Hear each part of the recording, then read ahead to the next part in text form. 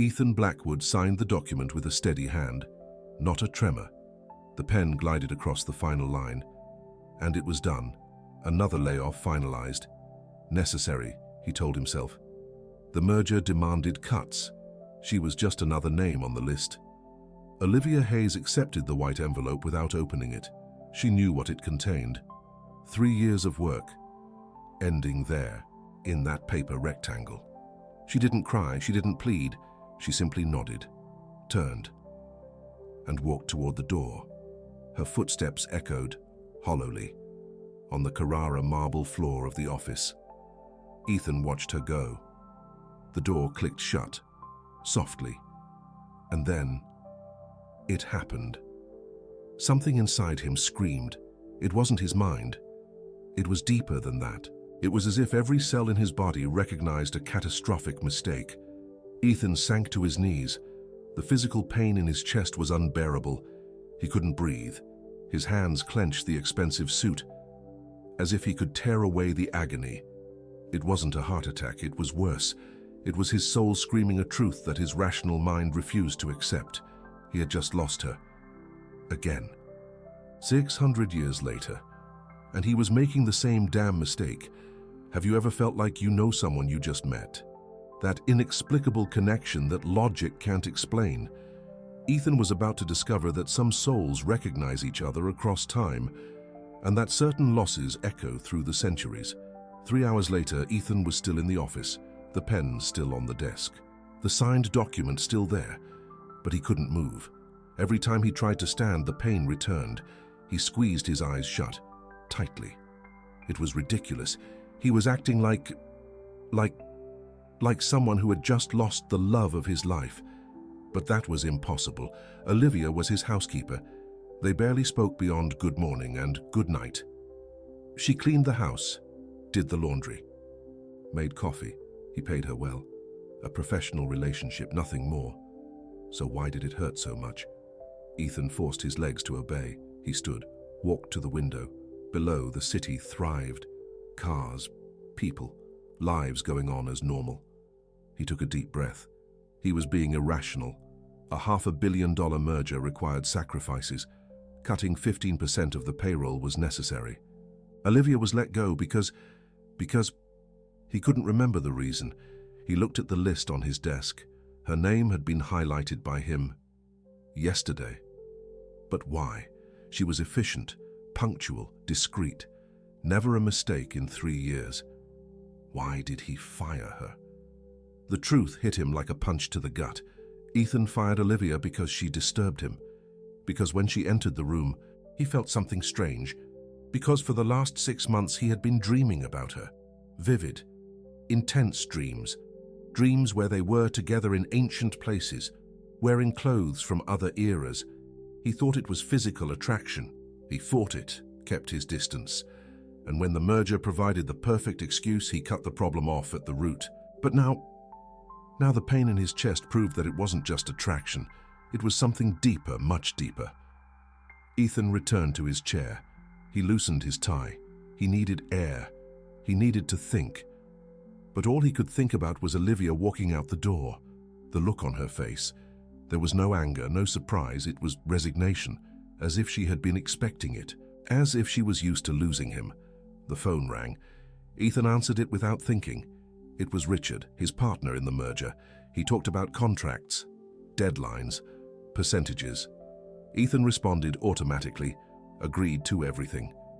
He hung up without remembering what had been said. He looked at his watch, 7 p.m. Olivia should be home by now. Where did she even live? Ethan never asked. He knew she had a daughter, 6 years old. He had seen the child once when Olivia had to bring her to work in an emergency. A little girl with enormous eyes and a shy smile. Olivia was going to have a hard time finding a new job. The economy was rough. Housekeeping jobs were scarce, and she had a daughter to support. Ethan closed his eyes. He felt a crushing weight of guilt. But guilt didn't explain the pain. Guilt was rational. This felt like grief. Like he had buried someone he loved. Loved? Ethan shook his head. He didn't love Olivia. He barely knew her. Yes, she was beautiful. Dark eyes, brown hair always pulled back in a simple bun, delicate movements, but he dated socialites, models, businesswomen, heiresses. Why would Olivia be different? Because she is. The voice inside him was clear, definitive. Ethan stood up abruptly. He needed to go home, to sleep, tomorrow. This madness would pass. It was the stress of the merger, overload, nothing more. He grabbed his coat and left. In the elevator, he looked at his own reflection in the mirror. 42 years old.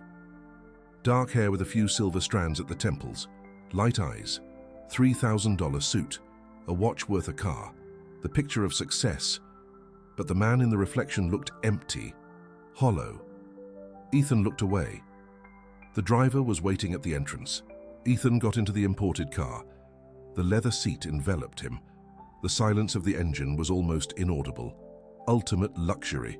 He leaned back and closed his eyes. And he saw Olivia, not from today, not from the present. He saw her wearing a long, old dress, Renaissance, her hair loose in curls. She was smiling at him. And Ethan. Ethan was painting her. He had brushes in his hand, a canvas in front of him. He was capturing that smile, those eyes, that mark. Mark? Ethan opened his eyes suddenly. A mark on her neck. Olivia had a birthmark on her neck. He had only seen it once, when she turned her head to pin up a stray hair, shaped like a teardrop, small, discreet. But he remembered. In the dream, the Renaissance woman had the same mark, exactly in the same place. The car stopped. Ethan looked out the window. They were in front of his mansion, 20 rooms, heated pool, extensive gardens, empty, completely empty since his mother had died 2 years ago. He went inside. The house was silent, too silent. Usually, at this hour, Olivia would still be there, finishing some task. The smell of fresh coffee always greeted him. Today, nothing. Absolute silence. Ethan went up to his room, took off his suit, stepped into the shower. The hot water cascaded over him, but it didn't ease the tension. He placed his hands on the cold marble and took a deep breath. When he came out, it was 8:30. Ethan wasn't hungry. He lay down on the king-size bed. He looked at the high ceiling, the hardwood beams, the crystal chandelier. All that luxury suddenly seemed grotesque. Olivia probably lived in a small apartment, maybe even a tenement building, with her daughter, struggling to pay rent, electricity, food, and he had just taken away her income. Ethan turned onto his side, closed his eyes. He needed to sleep. Sleep came quickly, heavy, and with it, the dream. Ethan was in a piazza, not a modern square. It was medieval, Renaissance, ancient buildings all around. A crowd pressed in. Everyone was staring at the center of the square, where a scaffold stood. Ethan tried to move but he was stuck. Hands held him fast. He looked down. He was wearing simple, torn clothes, hands stained with paint. Paint? He stared at his own hands. Fingers smudged with oil paint, blue, red, ochre. Someone screamed. A woman. Ethan looked up. She was being dragged by guards. A noble dress, heavy, embroidered with gold, her hair in elaborate curls, a beautiful face distorted with despair. She was screaming a name. Austin! Austin! No!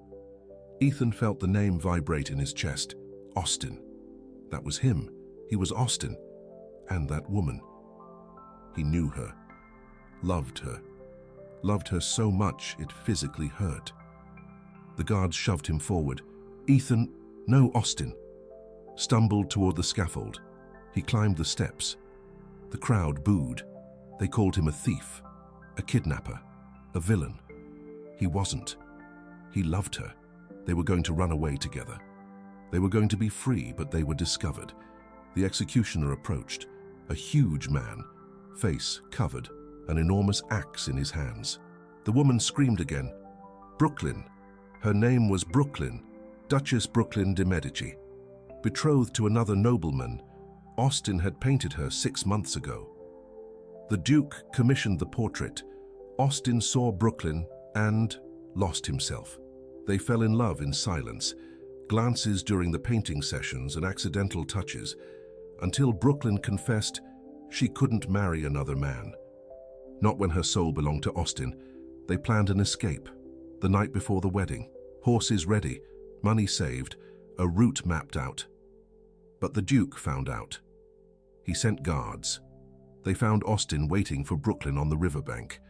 They accused him of kidnapping, a capital crime. The trial was swift, the sentence inevitable.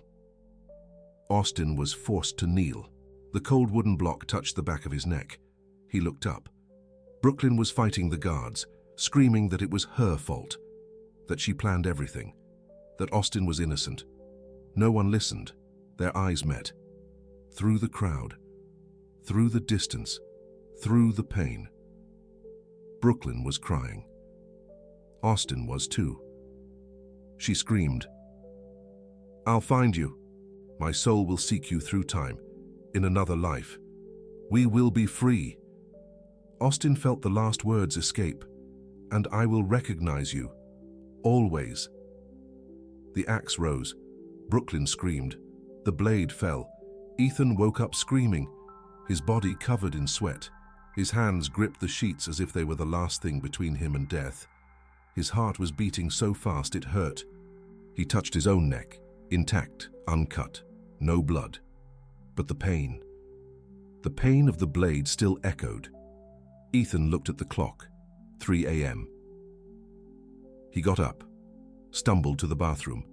He turned on the faucet, splashed cold water on his face, looked in the mirror, and said a name he had never said before in his life.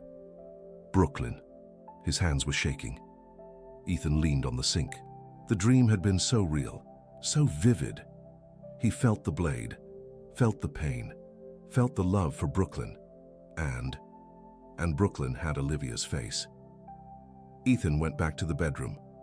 He turned on all the lights, picked up his laptop, started searching. He typed Florence 1425 execution painter Brooklyn Medici. The results appeared. Ethan felt his blood run cold. There was a historical record, brief but real. Austin Bellini, Pittore, executed in the public square for attempted kidnapping of Duchess Brooklyn de Medici.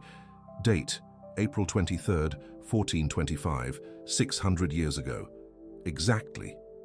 Ethan read and reread. The description matched. Everything matched. The document even mentioned Austin's profession, painter. And in the dream, he was painting, his hands stained with paint.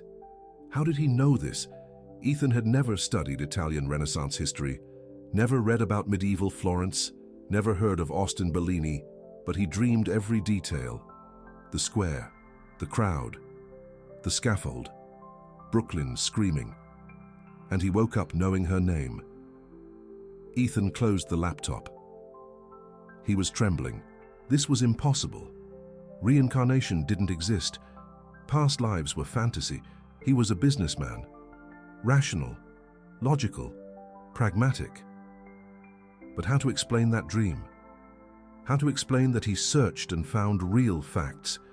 And how to explain the pain in his chest when Olivia walked out the door? Because she is Brooklyn. The inner voice again. Clear. Impossible to ignore.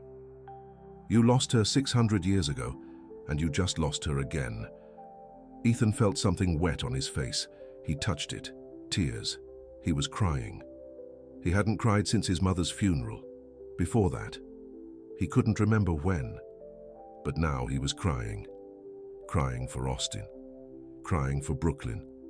Crying for the promise they didn't keep.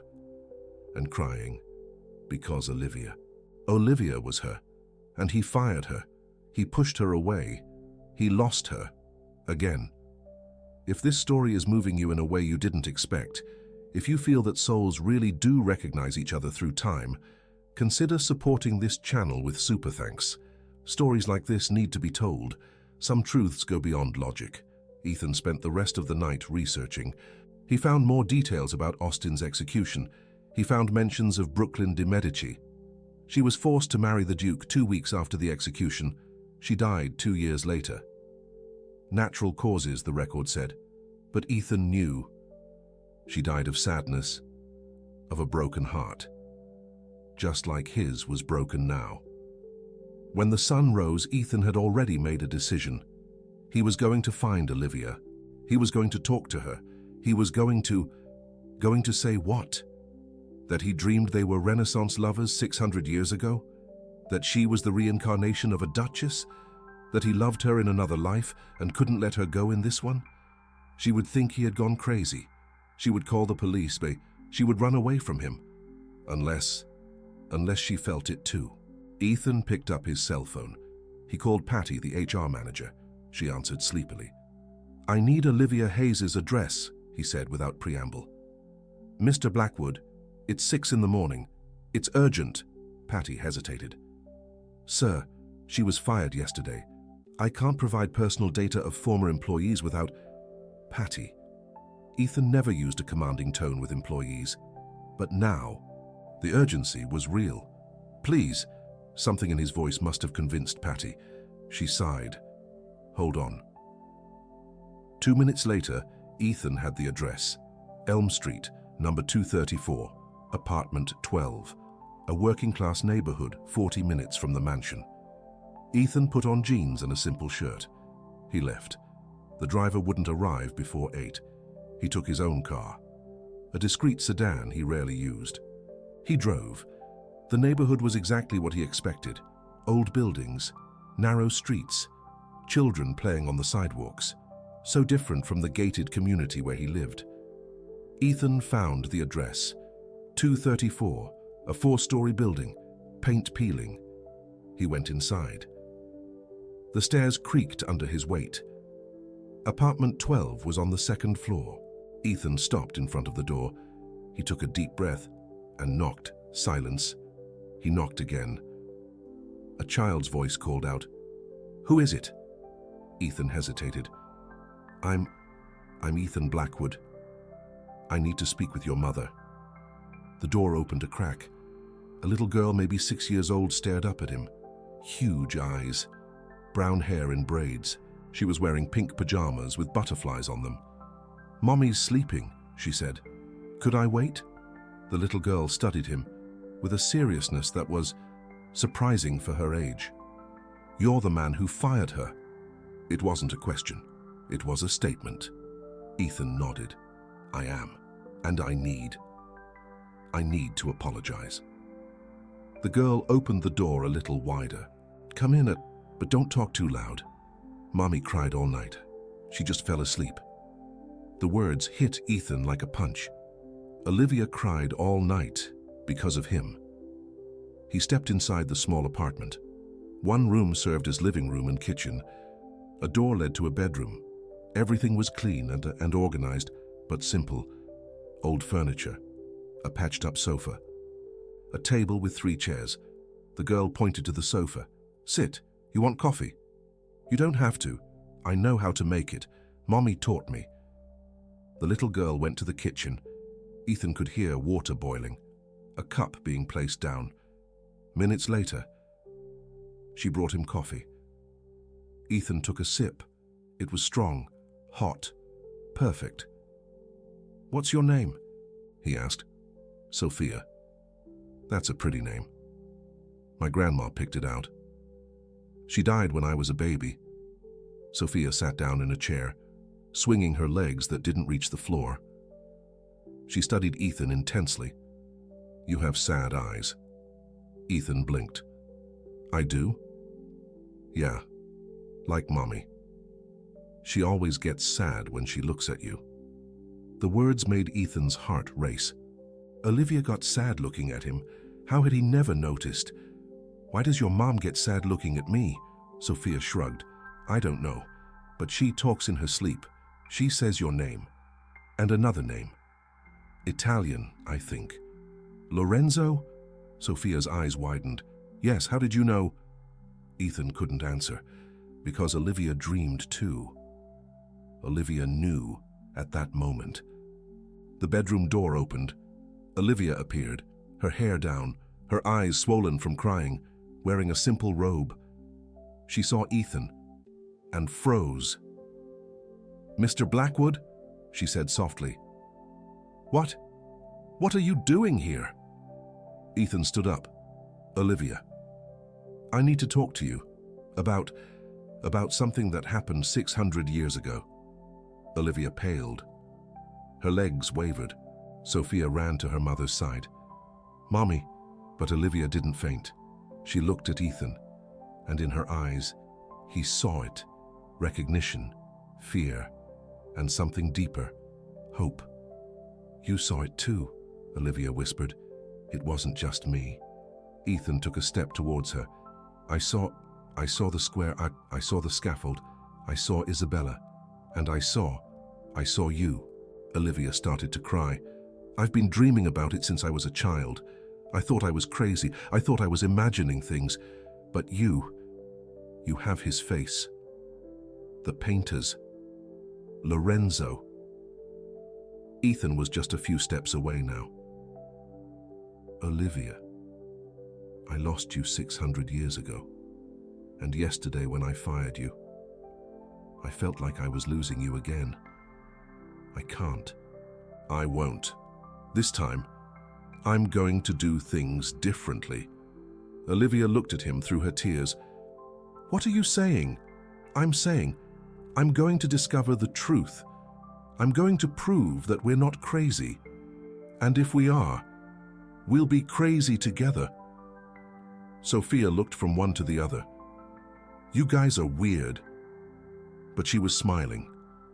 And for the first time in 600 years, Lorenzo and Isabella were in the same place, alive, together, aware. The promise was beginning to be fulfilled, but logic fought against the truth. Ethan sat down on Olivia's patched-up sofa. She sat on a chair, keeping her distance. Sophia watched them both with curiosity, swinging her legs. "We need to be rational," Ethan said, but his own voice sounded uncertain. "Dreams can be coincidences. Our brains create narratives from things we see, we read." "I've never read about Renaissance Florence," Olivia interrupted. "I barely finished high school. I've been working since I was 15. I don't know anything about Italian history. But since I was a child, I've dreamed about that square, about that scaffold, about the man I loved being executed while I screamed." Ethan looked at her. Olivia had tears streaming down her face. The pain in her eyes was real, ancient, too deep to be invented. "And you've always called yourself Isabella in the dream?" he asked. Olivia nodded. "Always. Duchess Isabella di Medici, daughter of a governor, betrothed to the Duke of I don't know where, but in love with the poor painter who painted my portrait, Lorenzo. I said his name in my sleep. My mother thought I had some kind of disorder. She took me to psychologists. No one understood." Ethan closed his eyes. The same story, the same names, the same details. How could two people who had never spoken before have the same recurring dream with the same real historical names? "I showed you the research I did," he said. "There's a real record. Lorenzo Bellini was executed in 1425. Isabella di Medici was real. It all happened." Olivia went pale. "So they're not just dreams?" "They're not." Ethan opened his eyes. "But that doesn't mean we're their reincarnation. It could be genetic memory. It could be that we descend from them. DNA carries information." "I have the same mark that Isabella had," Olivia interrupted again. Ethan froze. "What mark?" Olivia pulled her hair to the side and turned her neck. There, just below her hairline, was a small birthmark, shaped like a teardrop, exactly as Ethan had seen months ago, exactly as the woman in the dream had. "Lorenzo painted that mark in all the portraits," Olivia whispered. "He said it was the tear that God shed when he created something so perfect." I remember Lorenzo saying that. I remember his voice, the way he touched my skin." She stopped, looked at Ethan, and her voice was desperate. "Am I going crazy?" Ethan stood up. crossed the small room, knelt in front of Olivia, took her hands. If you're crazy, then so am I. Because I remember touching that mark. I remember painting it. I remember saying those words. Olivia sobbed. How is this possible? I don't know, but we're going to find out. Sophia, who had been watching everything in silence, finally spoke. Were you guys boyfriend and girlfriend in an old life? Ethan and Olivia looked at the girl. She was 6 years old, but her eyes showed a strange wisdom, as if she knew too, as if she had seen too. We were, Olivia said softly. But bad people separated us. They won't separate you this time, Sophia declared with absolute conviction. Mommy, you have to stay with him. He's good. I can feel it. Ethan felt something tighten in his chest. Olivia's daughter trusted him. She accepted it. Children possessed this natural wisdom, unburdened by the filters of adult logic, which often blocked the truth. Olivia glanced at Ethan. What do we do now? Ethan paused, deep in thought. We need proof. Something beyond dreams. Something concrete that proves that Leo and Isabella really existed together. Records, documents, artifacts. Art, Olivia said suddenly. Leo was a painter. There must be paintings. Portraits. Ethan grabbed his cell phone. Let's see what we can find. Leo Bellini, painter, Florence, 1425. Several results popped up. Academic article on minor Renaissance painters. Ethan clicked, scanned quickly. Here it is, he announced. Leo Bellini, born in 1403, died in 1425. Specialized in portraits of noble families. There's mention of a series of sketches that survived. They're in a museum in Florence. Olivia rose. We need to go there. Ethan stared at her. You want to go to Florence? I need to see. I need to know if the sketches, if she's there. Lily clapped her hands. We're going on a trip. I've never been on an airplane. Olivia gazed at her daughter, then at Ethan. But I don't have the money for... I'll pay, Ethan said immediately. Everything. Flights, hotel, everything. I need to know as much as you do. Olivia hesitated. Ethan could see the internal struggle. Pride versus need. Fear versus hope. Please, he pleaded. Let me do this. Well, let me make up for yesterday's mistake. Olivia finally nodded. Okay, but when we get back, I'll pay you back. Ethan wanted to say that she didn't have to. He wanted to say he'd give everything he possessed just to see her smile, but he didn't. He simply agreed. Whatever you want. He picked up the phone, dialed his assistant, booked 3 first-class tickets to Florence, departure tomorrow morning, reserved a suite at a 5-star hotel. Then he hung up and looked at Olivia. Done? Tomorrow at 9 a.m. I'll pick you up here. Olivia still seemed dazed. It had all happened so fast. Lily jumped with excitement. I'm going to need a suitcase. Mom, do I have a suitcase? Olivia smiled, a small but genuine smile. Ethan felt as if the sun had risen within the small apartment. We'll go shopping, Olivia said to her daughter. Then she glanced at Ethan. Thank you. I know this sounds crazy. It is crazy, Ethan agreed, but it's the most sensible crazy I've ever experienced. He stood. He needed to go. He had 1,000 things to take care of before the trip, but he hesitated at the door. Olivia. She looked at him. Yes? In my dreams, Leo said he loved you every day. He said you were the masterpiece he could never quite capture completely on canvas. Was it true? Olivia blushed, then nodded slowly. It was. And Isabella said she'd rather die poor with him than live rich without him. Ethan smiled, sadly. And she was forced to live rich without him. Olivia crossed her arm, protecting herself. She died 2 years after the wedding. Of sadness. At least, that's what I dream. Shaz, Ethan searched. That's what the records say too. Natural causes. But we know the truth. Silence fell between them, heavy with centuries, heavy with pain. But also, there was something else. A spark. A possibility. This time it won't be like that, Ethan said. This time, I'll choose right. He left, descended the stairs, got into his car.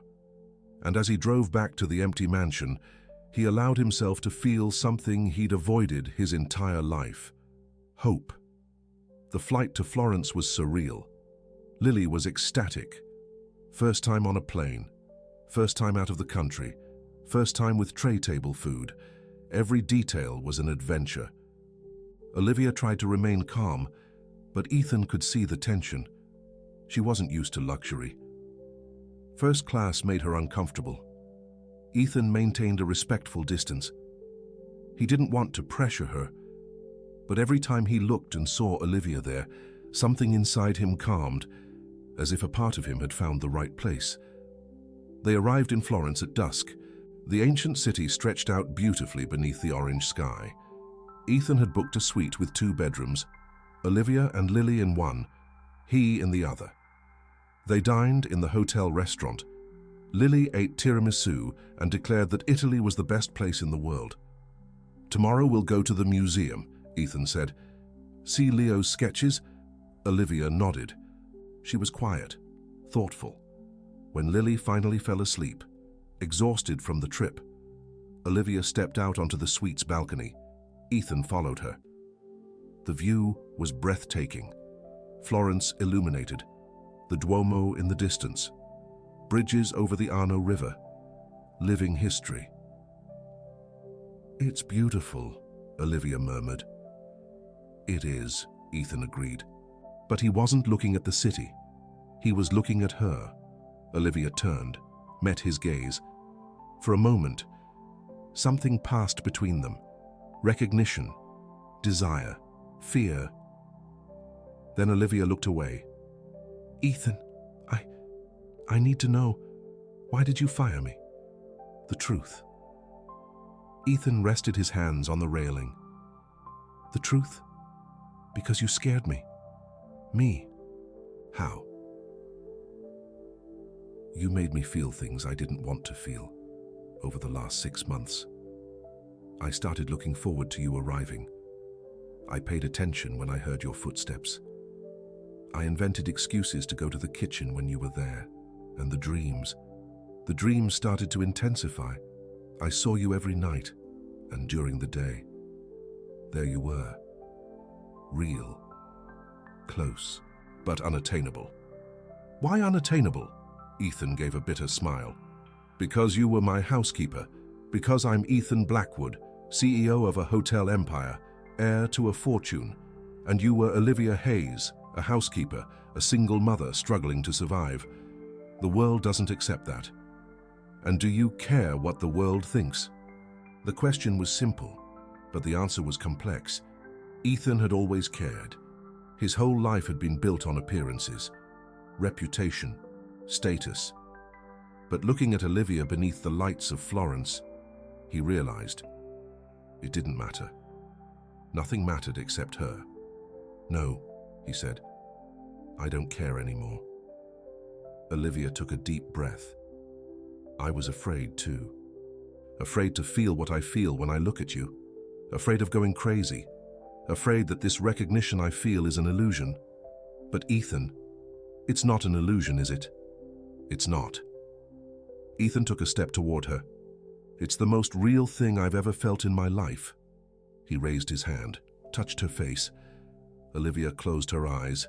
A tear escaped. And then it happened again. The vision. Ethan was in a studio. The smell of paint, scattered brushes, canvases everywhere. Sunlight streamed through a tall window. And there, sitting in a wooden chair, was Isabella. Deep blue dress, hair in curls, smiling at him. Leo was painting, hands fast, precise. Each brushstroke captured not only her face but her essence, her soul. He loved every inch of that woman. He loved the way she tilted her head. He loved the mark on her neck. He loved how she looked at him, as if he were more important than all the dukes in the world. "Isabella, I love you," Ethan said, never stopping painting. "I love you too," she replied. "But Ethan, my wedding is in 6 months. My father has already arranged everything. Then we'll run away before then. And what if they catch us?" Ethan stopped painting. He looked at her. He crossed the studio, knelt beside her, and took her delicate hands. "Then will have been worth it. One free day with you is worth more than a lifetime without you." Isabella cried. "What if they separate us?" Ethan touched her face. "Impossible. My soul would recognize you anywhere, in any time. Even if it takes centuries, I will find you. Promise?" "I promise." Ethan kissed her hands. "In every life, in every time, my soul will seek yours." The vision dissipated. Ethan opened his eyes. He was kneeling on the hotel balcony. He didn't know when he'd fallen. Olivia was kneeling too and crying, her hands covering her face. "Did you see it?" she whispered. "I saw it. The studio, the promise. I saw it too." Olivia looked at him. "Ethan, this is really happening. We really are them." Ethan pulled Olivia to him. She didn't resist. They embraced. And for the first time in 600 years, Ethan and Isabella touched without fear, without chains, without guards to separate them. They stayed like that for minutes, or hours. Time didn't matter. When they finally separated, both were crying. "Tomorrow we'll see the sketches," Ethan said, "and we'll be sure." Olivia nodded. Then she went back to the room where Lily was sleeping. Ethan went to his, but he didn't sleep. He lay staring at the ceiling. Processing. 600 years. 2 souls. 1 promise. And this time, no one would separate them. The next morning they went to the museum, an old building, filled with the scent of history. The curator, an elderly Italian gentleman with glasses, greeted them. Ethan explained that they wanted to see the sketches by Ethan Bellini. The curator looked surprised. "Bellini isn't very well known. We rarely receive requests about him, but we do have 3 sketches. Follow me." They followed him through corridors filled with Renaissance art. Ethan felt his heart racing. Olivia squeezed Lily's hand. The little girl was quiet, as if she understood the importance of that moment. The curator stopped in front of a small room. A glass case protected 3 yellowed papers, charcoal drawings, female faces, delicate lines, dated 1424. "Here," the curator said. "Ethan Bellini. Preparatory sketches for portraits that were never finished." Ethan approached. He looked at the first sketch and felt the floor disappear beneath his feet. It was Olivia. No, it was Isabella. But the face was identical to Olivia. The eyes, the shape of the nose, the curve of the lips. And there, on the neck drawn with perfection, was the mark. The teardrop. Olivia let out a strangled sound. "My God, it's me." The curator looked at her, then at the sketch, then back at her again. "The resemblance is extraordinary. Madam, are you a descendant of the Medici family?" "No," Olivia whispered. "Impossible." But the curator was excited. "The similarity is impressive. And look, there's a signature. L. Ethan Bellini. And a date. April 1425. 3 days before his execution." Ethan pointed to a detail in the lower corner of the sketch. There were words written in Old Italian. "What does it say here?" The curator adjusted his glasses. He read. It says, "My soul will seek you through time." Olivia collapsed. Ethan caught her. Lily started crying too. The curator looked alarmed. "Are you all right, madam? Do you need to sit down?" "I'm fine," Olivia lied. "It's just the shock." Ethan looked at the other two sketches. One showed a man, strong features, intense eyes. Ethan shuddered. It was him, or rather, it was Ethan, a self-portrait. The face was almost identical to his, same jawline, same shape of the eyes. And the third sketch showed the two figures together, Isabella and Ethan, hands intertwined, smiling, free. What would you have done in their place? Would you abandon everything for love, risk your own life? Comment down below. Because what happened next changed 600 years of history. The curator kept talking about Ethan's technique, about the historical context, about the rarity of the sketches. But Ethan wasn't listening. He could only look at the drawings. The proof was there, concrete, irrefutable. They were Ethan and Isabella, and the promise was being fulfilled. Ethan asked to take photos of the sketches. The curator permitted it, without flash. Ethan photographed every detail. Then they thanked him and left. On the street, under the Italian sun, the three of them stood in silence. Even Lily was quiet. Finally, Olivia spoke. "What does this mean?" Ethan looked at her. "It means we found a way back, to each other." But Olivia shook her head. "Ethan, 600 years ago, we ended up separated. He was executed. She was forced to marry. Both died young, unhappy. What if? What if this is our destiny?" Ethan finished. Olivia nodded. "What if we can't change it? What if we'll always end up separated?" Ethan took her hands. "No, this time is different. There's no duke forcing me. There are no guards separating us. There's no law condemning me to death. This time, we are free. But what about the world? The social difference remains. You're rich. I'm poor. And Isabella was rich. Ethan was poor. The roles have been reversed, but the love hasn't.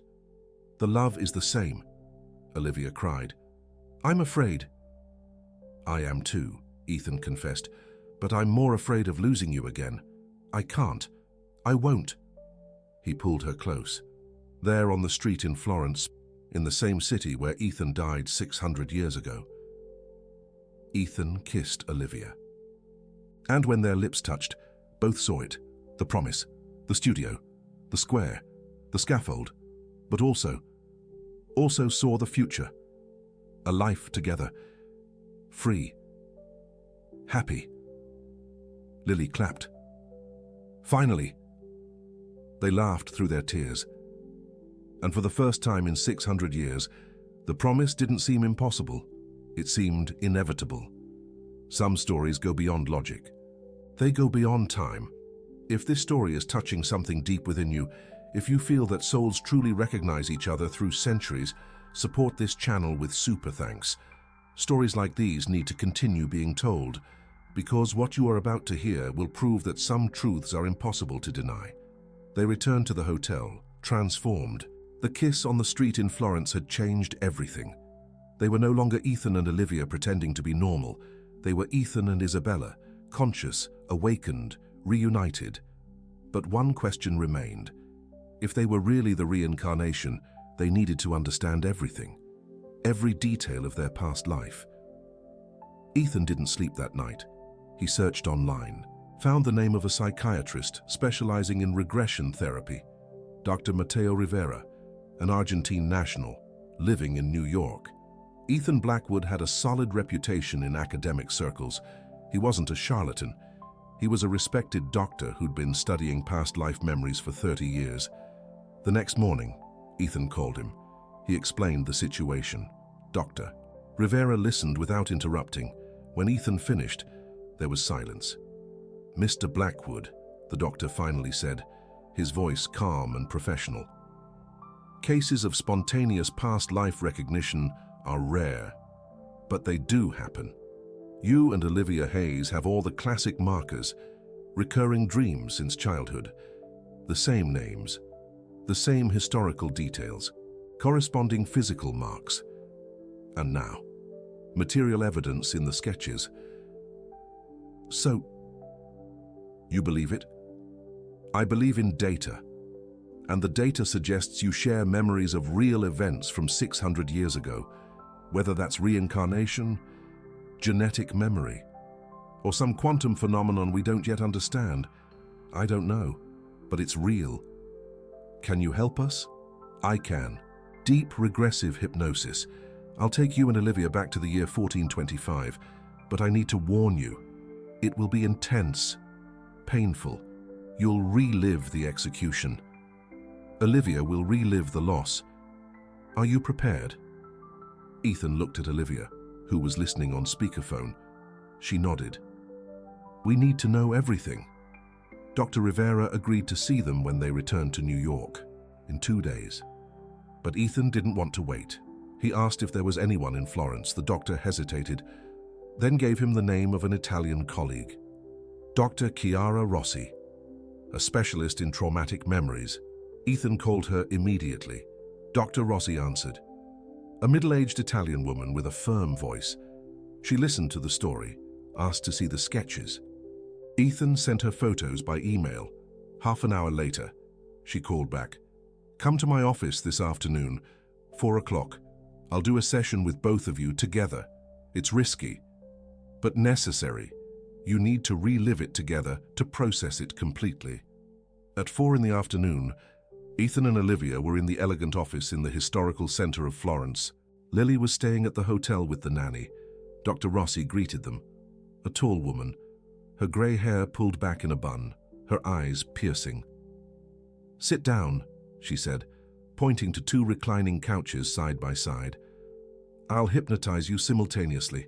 When you reach a deep state, I'll guide you back to April of 1425. Florence, the last days before Lorenzo's execution. Ethan lay down on one couch, Olivia on the other. Their hands touched in the space between the couches. Dr. Rossi began, her voice soft, rhythmic.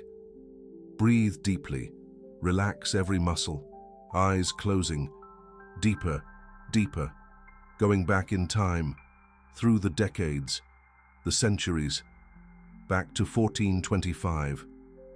Ethan felt the modern world disappear. The lights of the office dimmed. The couch vanished. He was somewhere else, an art studio. The strong smell of oil paint, bright morning light streaming through a large window, brushes in his hands, a canvas in front of him, and there, sitting with perfect posture, was her, Isabel. Lorenzo painted. Each brushstroke was materialized, love. Each color chosen was a poem. He captured not only her physical beauty, but something deeper, the essence, the soul he'd recognized at their first meeting 3 months ago. Can I move? Isabel asked, her voice musical. 5 more minutes, Lorenzo replied, his eyes fixed on the canvas. I need to capture this light. The way it touches your face. Isabel smiled. Lorenzo, we've spent 3 months on these portraits. You've painted 10 versions already. What's the difference one more makes? Lorenzo stopped, lowered his brush, looked at her. The difference is that every time I paint, I discover something new, a new angle, a new shadow, a new facet of you I've never seen before. He crossed the studio, knelt beside her, took her delicate hand. And each version stays with me when you're gone, when you marry the Duke, when I'm left here, alone, with only these canvases to remind me that you were real. Isabel touched his face. I won't marry him. Your father. We'll run away, she whispered. Lorenzo, I've planned everything. I have money saved, jewels I can sell. I know someone who'll take us to Venice. From there, we can go anywhere. France, Spain, distant lands where no one knows us. Lorenzo closed his eyes. The temptation was enormous, but so was the fear. If they catch us, Isan, I'll die. You know that. Kidnapping a noblewoman is a capital crime. It's not kidnapping if I go voluntarily. To the law. It is to your father, and it is. And the Duke. The Duke has an army. He'll hunt me to the ends of the earth. Isabel pulled his face close, eyes locking with his. Then we'll have been worth it. I'd rather have one day free with you than a lifetime imprisoned in a loveless marriage. Lorenzo opened his eyes. He saw the determination in her, and he knew. He couldn't refuse, he couldn't let her go. When? The night before the wedding. April 22nd. Everyone will be at the farewell party. We can slip away unnoticed. Lorenzo nodded. April 22nd then. He kissed her hands. And Isabel, if something goes wrong, if they separate us. She placed a finger on his lips. Impossible. My soul would recognize you anywhere. In any time, even if it takes centuries, I'd find you. Promise? I promise. Isabel kissed his forehead. In every life, in every time, my soul will seek yours. The scene changed. Ethan, no, Lorenzo, was on a dark street, the night of April 22nd. Horses ready, bags with clothes, money, brushes, everything he owned. He was waiting on the bank of the river, as agreed. Midnight. Isabel was supposed to arrive at midnight. The bells in the tower chimed. 12 strokes. Lorenzo looked around. Darkness. No sign of her. 5 minutes passed. 10. 15. The fear began to grow. Something had gone wrong. Then he heard it. Footsteps. Many footsteps. Torches lit. Voices shouting.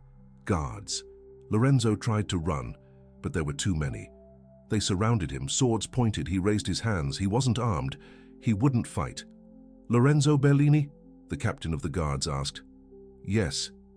You are under arrest for attempted kidnapping of the Duchess Isabel de Medici. No, Lorenzo shouted.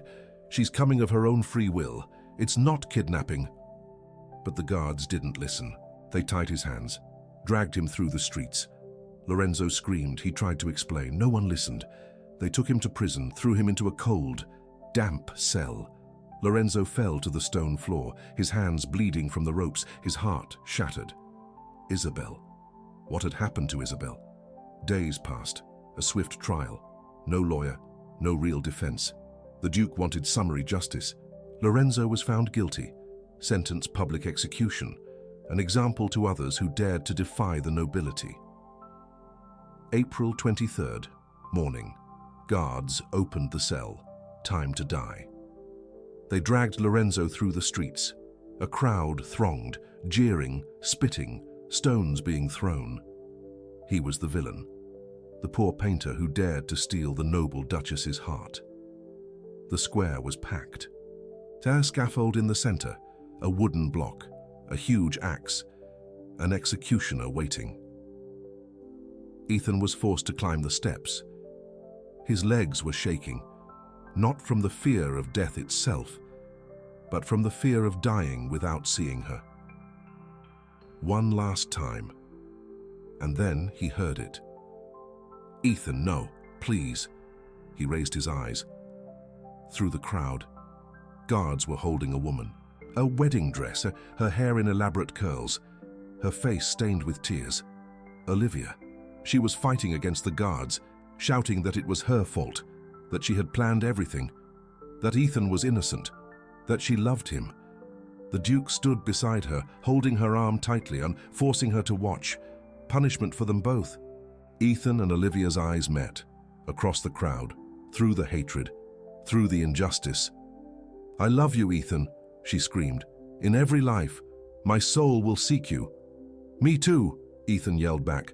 I'll find you, through time itself. We will be free. The executioner shoved Ethan, forced him to kneel. The back of his neck on the block. Ethan kept his eyes on Olivia, even as the axe rose, even as it fell. His last thought was of her, always of her. Ethan Blackwood woke up screaming, Olivia, I lost you again. He sat up violently on the couch. His hands flew to his neck, touching, searching for the cut. There was nothing. But Ethan looked at his hands. Blood. He touched his neck again. His fingers came back red. Impossible. There was no wound. but the blood was real. Dr. Mallory approached. "Easy, Mr. Blackwood. Breathe." But Ethan couldn't. The pain was real. The cut was real. He had relived every second, felt the blade, felt his life escape. And he glanced to the side. Olivia was sitting on the other couch, also crying, also with her hands on her neck, also with blood-stained fingers. "You too?" Ethan whispered. Olivia nodded. "I saw everything, felt everything. You dying, me screaming, the guards holding me. I couldn't save you." Dr. Mallory examined them both. "There are no physical injuries, but you both experienced such an intense memory that your bodies manifested a psychosomatic response. The blood is real, the pain is real, but the source is psychological." She cleaned the blood from both their necks, then made them drink water. "Sit down. Process this." Ethan looked at Olivia. "We planned to escape. I know. I remember. April 22nd. But my father found out. Sent guards ahead. They caught you waiting for me. And you were forced to watch me die." Olivia sobbed. "I wore a wedding dress. I married 2 weeks later. I lived 2 years as the Duke's wife, but I died inside that square. When the blade fell, my soul died with yours." Ethan pulled her to him. They embraced, weeping for the tragedy they had lived through 600 years ago, weeping for the separation, weeping for the injustice, but also weeping with relief, because now they knew everything. And this time, they were together. Dr. Mallory watched. After a few minutes, she spoke. "There's something else. During the hypnosis, Mr. Blackwood, you spoke." "I spoke?" "Yes, in Italian, but not modern Italian. Florentine dialect from 1425.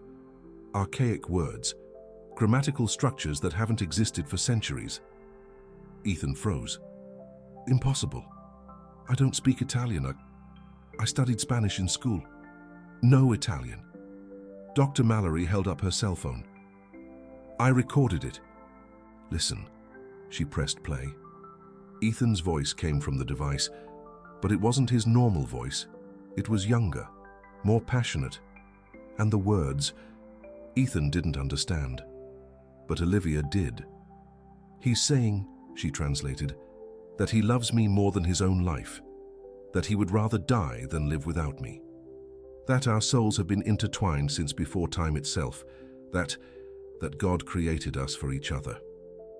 His own words, Dr. Mallory said softly. "From 600 years ago, Mr. Blackwood, you don't just remember Ethan. You are Ethan. His soul inhabits you. And Mrs. Hayes, you are Olivia." If you didn't get chills now, if this didn't touch something deep in your soul, write chills in the comments. Because what's happening here goes beyond science. It goes beyond logic. It's living proof that some souls are destined to find each other, always. They left the office 2 hours later, exhausted, emotionally shattered, but also liberated. They knew the truth, all of it. They returned to the hotel. Lily ran to hug her mother. "Mommy, you cried. What happened?" Olivia knelt down, held her daughter. "I remembered sad things, sweetheart, but also beautiful things." Lily looked at Ethan. "You cried too." "I cried," he admitted, "but now I'm okay." The little girl studied them both with eyes too deep for 6 years. Then she smiled. "You seem lighter." And they were. Despite the pain of the memory, there was a lightness, because there was no more doubt, no more fear of being crazy. It was real. Everything was real. That night, after Lily fell asleep, Ethan and Olivia sat on the balcony again. Florence sparkled under the moon. "We need to talk about what comes next," Ethan said. "We fly back to New York tomorrow. And then what?" Olivia looked at her own hands. "I don't know. Ethan, you have a life, a company, a reputation, society. I'm a housekeeper with a little girl. The world won't accept it." Ethan took her hands. 600 years ago, Olivia was rich and Ethan was poor. The world didn't accept it. It separated us. But this time the roles are reversed. I'm rich. You're not. And this time, no one can separate us. There's no duke, no guards, no law against our love. And your reputation? Reputation matters less to me than you do. Olivia, I abandoned the $500 million merger. I called Rick yesterday. Told him I'm out. He was furious. Threatened lawsuits. I didn't care. $500 million is worth nothing if it means losing you. Olivia's eyes widened. You cancelled a $500 million deal? I cancelled it. And you know what I felt? Relief.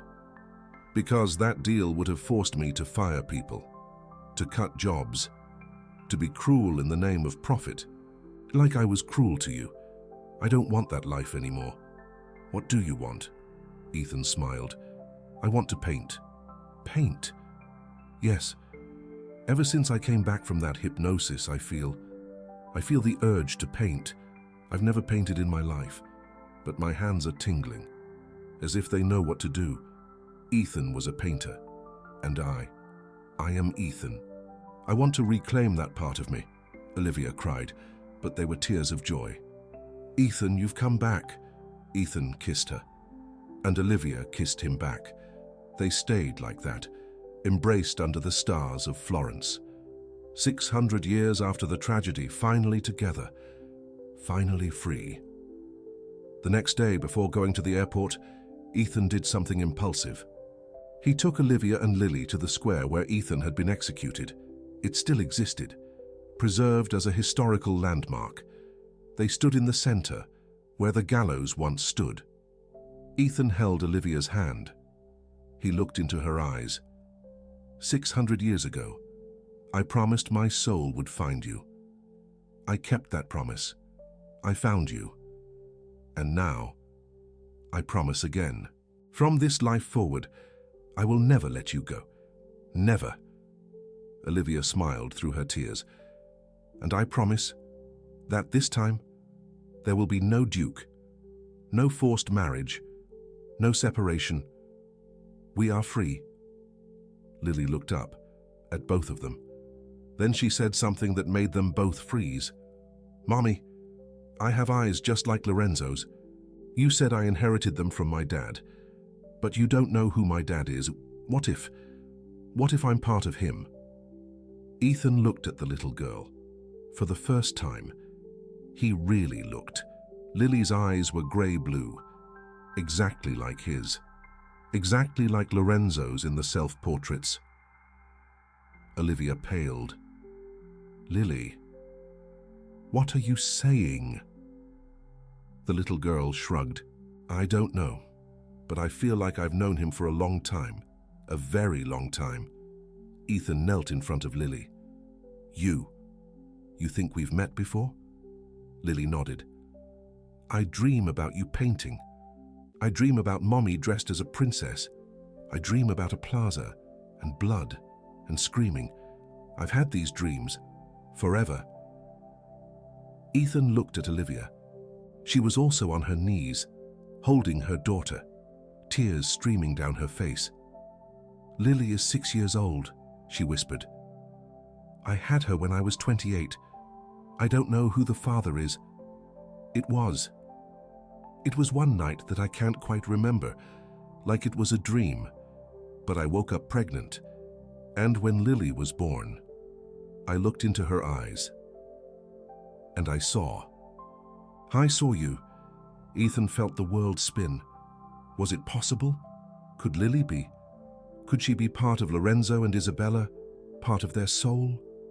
That returned first? Dr. Davies said souls can fragment, he murmured. They can return in pieces even before the complete reincarnation. Olivia hugged her daughter tightly. Lily, you are ours. You always have been, the little girl smiled. I know. And now we're together again. Complete. There. In the plaza where the tragedy happened 600 years ago, the three of them embraced.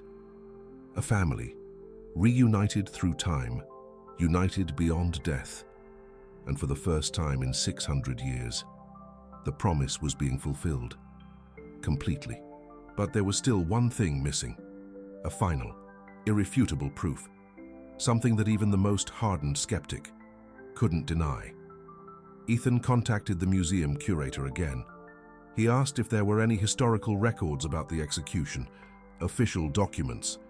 The curator hesitated, then said maybe. The city archives kept records of public executions, but they were old, fragile, rarely consulted. Can we see them? Ethan asked. The curator agreed. He scheduled it for that afternoon, before their flight back, at 3 o'clock.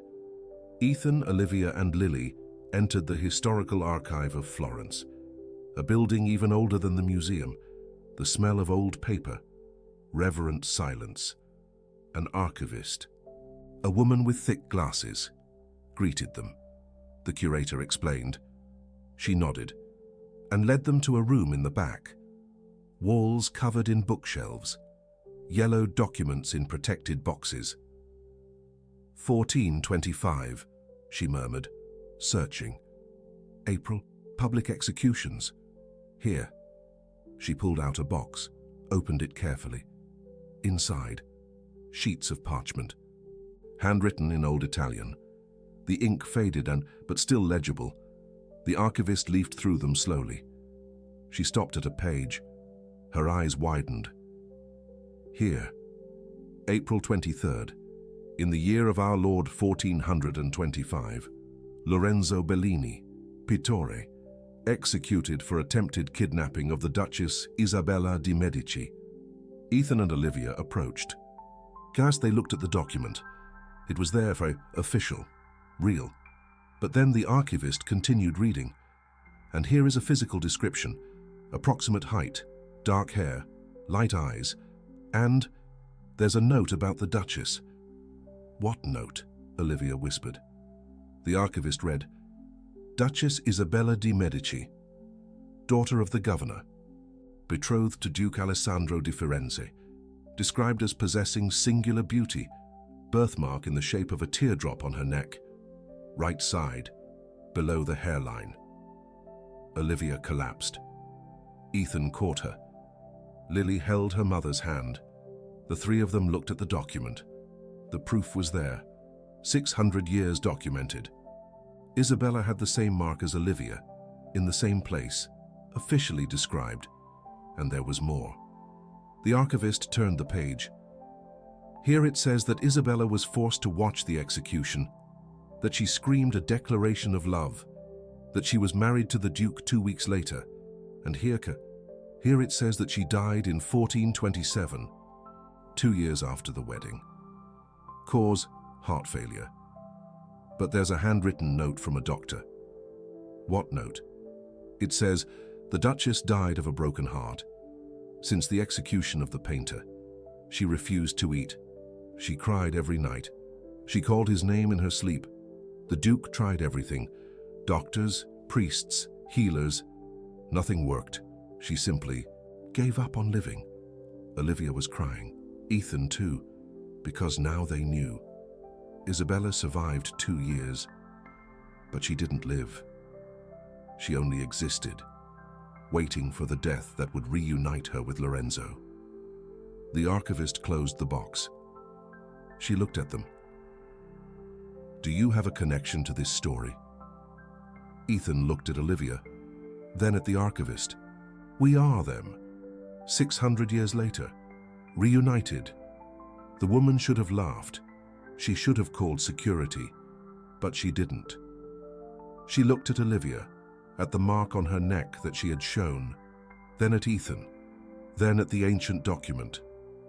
"Soulmates," she finally said, "always find a way."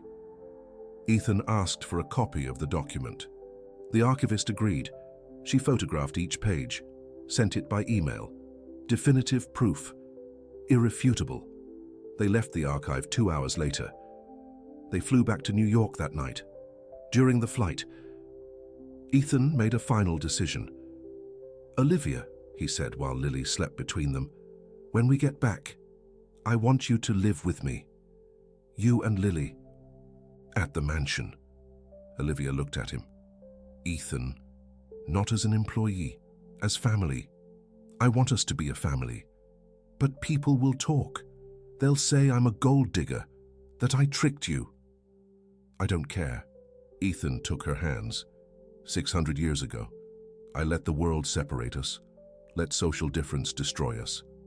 Not this time. This time, I choose you, over reputation, over society, over everything. Olivia cried. "And I choose you, over pride, over fear, over everything." Ethan smiled. "Then will you marry me?" Olivia laughed through her tears. "Lorenzo, you are impossible." "Is that a yes?" "It's a yes. It always has been. Since 600 years ago." Lily opened her eyes. "Are you getting married?" "We are," Ethan confirmed. "Finally!" The little girl clapped. "Can I be a bridesmaid?" "You can be anything you want." "I want a pink dress with flowers." "You'll have it," Olivia promised. And they arrived in New York transformed. They were no longer CEO and employee. They were Lorenzo and Isabella, free tutti damas together, ready to start again. This story is coming to an end, but the truth she holds, that's going to stay with you. If stories like this move you, if you crave more truths that the world tries to hide, support this channel with super thanks. Each contribution helps bring light to what should remain in the shadows. Because some stories need to be told. Always. The following months were a complete transformation. Ethan sold half of the company. He kept only 3 hotels, enough to live well without working himself to death. The rest, he distributed among his employees. 500 jobs saved, 500 futures secured. Society spoke. Of course it spoke. Ethan Blackwood has lost his mind. He abandoned a $500 million merger, married a former employee, became a painter, lost his reason. But Ethan didn't care. For the first time in his life, he was happy, truly happy. They married 3 months later. A simple ceremony. Few guests. Sophie in a pink dress with flowers. Olivia in a simple white dress. Ethan in a suit. No tie. The minister asked if they took each other. Both said, "I do." But when they kissed, they saw it. The square, the scaffold, the promise. And this time, the promise was fulfilled.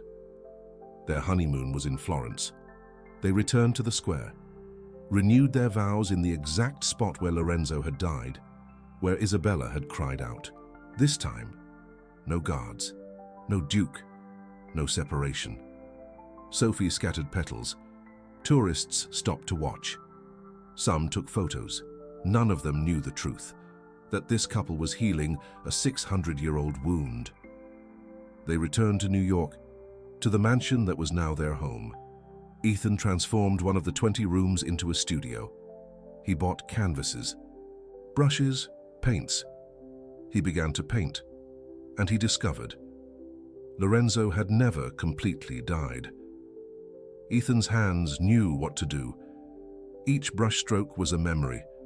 Each color was an emotion from centuries past. He painted Olivia hundreds of times, every angle, every expression, every facet of her. And one day, 6 months after the wedding, he compared. He took the portrait he had painted. He took the photo of the sketch from 1425. Identical. Same technique, same perspective, same signature in the corner. L. Lorenzo. Ethan fell to his knees. He wept, because Lorenzo had returned. Completely. Olivia entered the studio. She saw Ethan crying. She rushed to him. "What is it?" He showed her. The comparison. Olivia looked. She touched the current portrait. Then the photo of the old one. "You are him," she whispered. "Completely. And you are her." Sophie appeared at the door. "Can I see?" Ethan lifted the little girl, showed her both portraits. "See? I painted your mum, just like I painted her 600 years ago."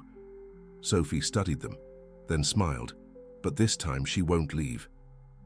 "She won't," Ethan agreed. "This time, we stay together, always." That night, the three of them sat in the mansion garden. Stars were shining. Sophie fell asleep in Olivia's lap. Ethan held them both. "Do you believe in destiny?" Olivia asked. "Before I say no, but now. I think some souls are linked from before time itself, and it doesn't matter how many centuries pass. They always find their way back." Olivia rested her head on his shoulder. "Lorenzo, I love you. Isabella, I love you too."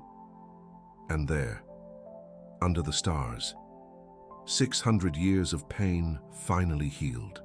The promise made in the square of Florence was completely fulfilled. Lorenzo and Isabella were free. They were together. And this time, no one could separate them. Because some connections transcend time. Some souls recognize each other across centuries, and when they reunite, there is no force in the universe capable of separating them again. Ethan Blackwood had signed the resignation paper with a steady hand. Olivia Hayes had left the room in silence, but when the door closed, his soul had screamed the truth. He had just lost her. Again, 600 years later. But this time, he ran after her. This time, he chose right. This time, love won. And if you're reading this, if this story touched something deep within you, maybe it's because you also have a soulmate. Maybe you've also felt that you know someone you've just met. Maybe you also carry promises from other lives. I want to know. Have you ever felt this? Have you ever looked at someone and felt inexplicable recognition? Have you had recurring dreams with people and places you've never seen in this life? Comment down below. What is your story of connection that logic can't explain? Because stories like Lorenzo and Isabella's aren't unique. They're more common than we imagine, but the world teaches us to ignore them, to rationalize them, to deny them. But what if we don't deny them? What if we listen? What if we believe? Ethan and Olivia believed and found each other through 600 years, through death, through the impossible. And you? Will you believe in your connection when it appears? Or will you let logic convince you that it's just coincidence? The choice is yours. It always has been. 3 years later, Ethan was in the studio, painting. Sophie was playing in the garden, 9 years old now, laughing, happy. Olivia entered, large belly, 7 months pregnant. "How's our son?" Ethan asked, touching her belly. "Kicking. I think he'll be restless like his father." Lorenzo was restless. He was. Couldn't sit still, always painting, always creating. Olivia looked at the painting Ethan was working on. It was the square, Florence, 1425. But in this version, there was no scaffold, there was no execution. There were Lorenzo and Isabella, running, hands intertwined, free. "It's how it should have been," Ethan said, "but it wasn't." "No, but now it is." Ethan turned. He embraced Olivia. "This life corrects that one. This love heals that pain. This ending rewrites that one." Olivia smiled. "And our son?" Ethan kissed her belly. He'll grow up knowing that love transcends everything, that some promises never die, that soulmates always find each other, always, always. And when the baby was born, 2 months later, he had light eyes like Ethan, like Lorenzo, and on his neck, a small mark, the shape of a teardrop. Impossible, genetically impossible. But there it was, the mark that had crossed 600 years, the tear that God shed when he created something perfect. And Ethan knew. Lorenzo, Isabella, Sophie, and now this baby. They were one soul, fragmented through time, finally reunited, finally complete, finally at peace. And somewhere, beyond time, beyond death, Lorenzo and Isabella smiled. The promise had been fulfilled. The pain had been healed. Love had triumphed. 600 years later, it was worth the wait.